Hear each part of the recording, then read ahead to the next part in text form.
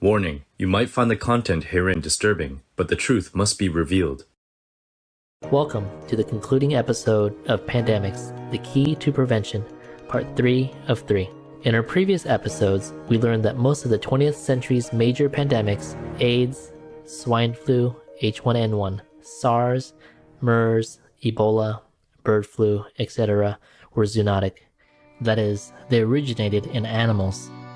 Similarly, the current COVID-19 pandemic was transferred from bats to pangolins and then to humans. The threat of future zoonoses or animal-transmitted diseases is even more concerning.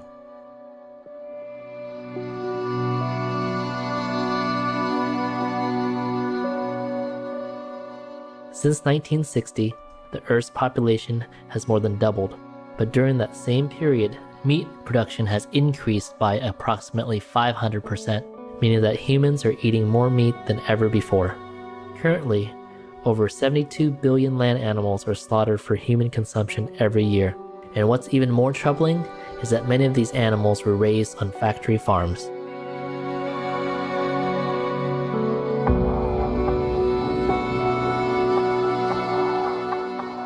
For years, World Health experts have warned about the dangers of factory farms as uncontrolled sources of new viruses. Dr. Michael Greger, renowned U.S. physician, lecturer, and author of bird flu, a virus of our own hatching, calls these farms a perfect storm environment for infectious diseases. If you actually want to create global pandemics, he warns, then build factory farms.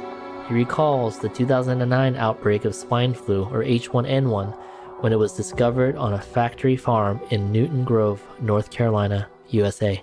Industrial animal farms have been shown to be breeding grounds for disease for at least 10 reasons. For example, because of the sheer numbers of animals, because of the overcrowding. It's like having 5,000 people in an elevator and someone sneezes. Because of the stress crippling their immune systems. The operation in Newton Grove, North Carolina, was a breeding facility in which thousands of pregnant sows were confined in gestation crates, also known as sow stalls. These are veal crate-like barren metal cages about 2 feet wide. These highly intelligent social animals essentially kept in a box. Week after week, month after month, for nearly their entire lives, they can develop crippling joint deformities, lameness.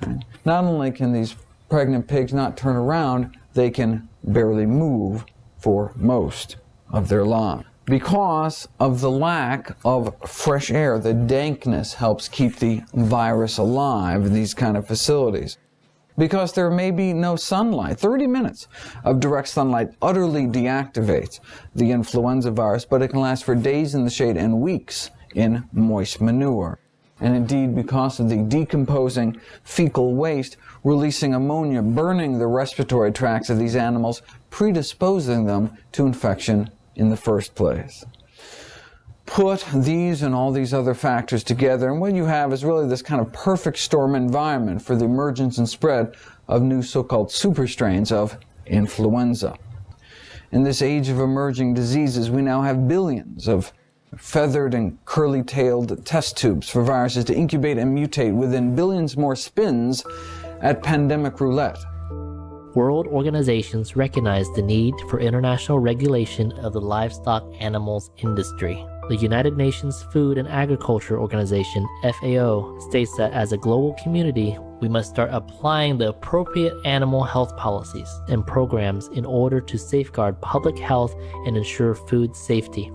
Similarly, the World Health Organization, WHO, recommends international laws or policies as the way forward for the prevention and control of emerging and re-emerging zoonotic diseases. Pandemics are immensely costly, both in terms of lives lost and economic costs, and most of them come from animals.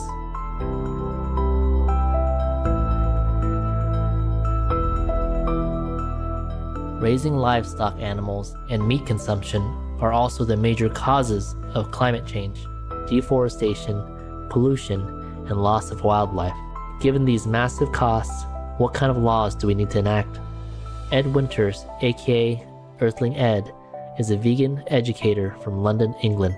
In his YouTube video, Coronavirus, How Did It Really Start, and How Do We Stop It Again?, he explains that meat consumption has been the root cause of many of the world's deadliest diseases. As such, eating meat can no longer be considered a personal choice. The Centers for Disease Control and Prevention warns that 3 out of 4 new or emerging infectious diseases in people come from animals. And the World Health Organization, the Food and Agricultural Organization of the United Nations, and World Organization for Animal Health have previously stated that increased demand for animal protein is one of the main risk factors of a pandemic. How can we claim that exploiting animals is a personal choice when doing so not only kills trillions of non-human animals, but in turn increases our risk of pandemics? If COVID-19 can teach us anything, it must be that in the blink of an eye, everything can change. And we must ensure that when it dissipates, we do not go back to business as usual. As long as we exploit others, we increase our risk of these things happening again. How many more have to die? How many more viruses does there need to be? How many more need to suffer? And at what point does enough become enough? Let us use this crisis to learn from our mistakes. Let us learn to treat everyone who lives here with respect, and to also respect the planet itself. We'll take a moment now to listen to an important message, and we'll return shortly. Please stay tuned to Supreme Master Television.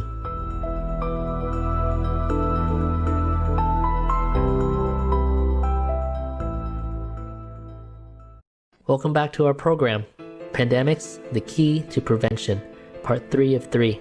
COVID-19 started because of humanity's habit of meat consumption. Is COVID-19 trying to tell us something? Dr. Michael Clapper, a highly acclaimed physician, consultant, and speaker, believes the current pandemic is a warning. I have to say something about the origin of this scourge that we're facing. This was not a random event. It has to do with the confinement and slaughter and eating of animals. We are plant-eating creatures, and we repeatedly seem to violate that natural reality. And this is a message from the animals, another message. And so the bats are telling us, the pangolins are telling us, the pigs are telling us, the cows are telling us, stop eating us. We're not your food. And if you confine us and eat us, you're violating natural law, and it's going to come back on you. And that's really what this coronavirus is really all about. And so all we have to do is go to our natural diet. The bats are telling us that we are not your food.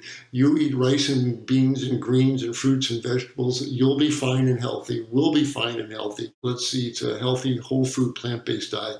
And this will all go away. This will be the last animal-based viral epidemic we'll ever have to face. And that's the real message. For more than 3 decades, Supreme Master Ching Hai has been reminding us about the bad karma we incur from eating meat and the need to adopt to the compassionate, plant-based lifestyle. The current situation is so critical that in March 2020, Master sent an urgent message to all world leaders and governments. The world is burning, threatened to get worse any moment. Humans and animals perishing at an alarming rate. Heavens and earth are plaguing us with ever new, more strange diseases. Destructive signs are evident everywhere. Warning signs are amber and obvious around our world. Our climate is accelerating. Animal raising, fish, egg, milk industry, etc., anything to do with animals, are the worst producers of lethal methane gas, which heats up our planet. So, stopping these brutal, murderous businesses is the fastest way to cool our earth. You have the power to stop all this. You have the privilege to implement vegan law. No more animal-related suffering businesses. Zero pain, agony for all beings, humans and animals. Because kindness will beget kindness, and compassion will beget compassion. Mercy will beget mercy from heaven. And this vegan law is the most effective way to save our world. So do not run away anymore from this inevitable decision. Simply just make the vegan law and sign it before it's too late for you to decide the right thing, before it's too late to even regret, before more of God's wrath descends upon us with more severe weather, more plague, more terror, more lives lost, more precious resources disappear, more financial disaster. Work for God, with God, so you will be feeling light, pure, and happy. By doing the right thing now, make the vegan law to save our world. Make veganism the law.